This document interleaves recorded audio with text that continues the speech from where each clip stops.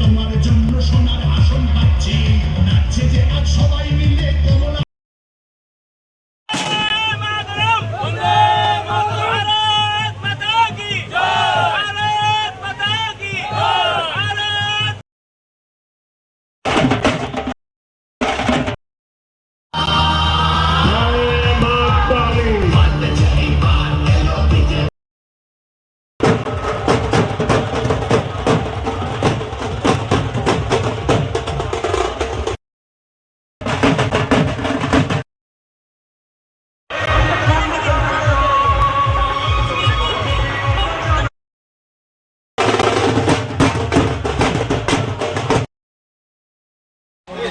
আসাম এবং পশ্চিমবঙ্গে সেখানে ভারতীয় জনতা পার্টি সেখানে সরকার সেখানে প্রতিষ্ঠিত করে এবং আমাদের ত্রিপুরা যে ধর্মনগর আসলে বিধানসভা উপনির্বাচন হয়েছিল, আপনারা দেখেছেন সেই উপনির্বাচনে আমাদের প্রার্থী সমর চক্রবর্তী উনি বিপুল ভোটের ব্যাপারে সেখানে জয়যুক্ত হয়েছে।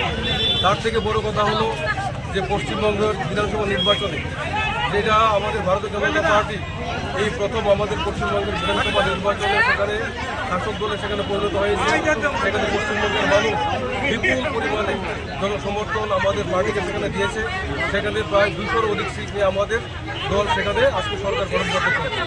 এই যে এত বড় একটা আনন্দ, এই আনন্দটাকে ভাগ করে দেওয়ার জন্য আজকে আমরা সতীশ কুমার মণ্ডল কমিটির পক্ষ থেকে ত্রিপুরা প্রদেশ বিজেপির পক্ষ থেকে যে কর্মসূচি প্রদান করা হয়েছে, প্রত্যেকটা মণ্ডলে বিজয় মিছিল করতে হবে, তারই অঙ্গ হিসাবে আজকে আমরা কুমার মণ্ডলে এখানে বিজয় মিছিল আমরা সংগঠিত করব।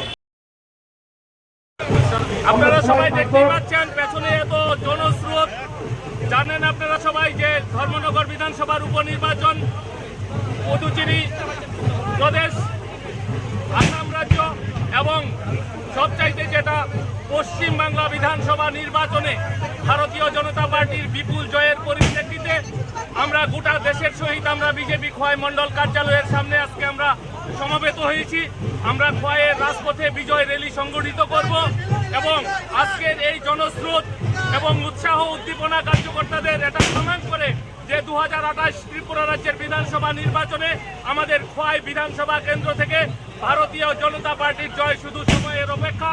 কোনো অপশক্তি 28 সালের বিধানসভা নির্বাচনে ভারতীয় জনতা পার্টির বিজয় রথকে আর কেউ আটকাতে পারবে না। সবাইকে নমস্কার, ধন্যবাদ।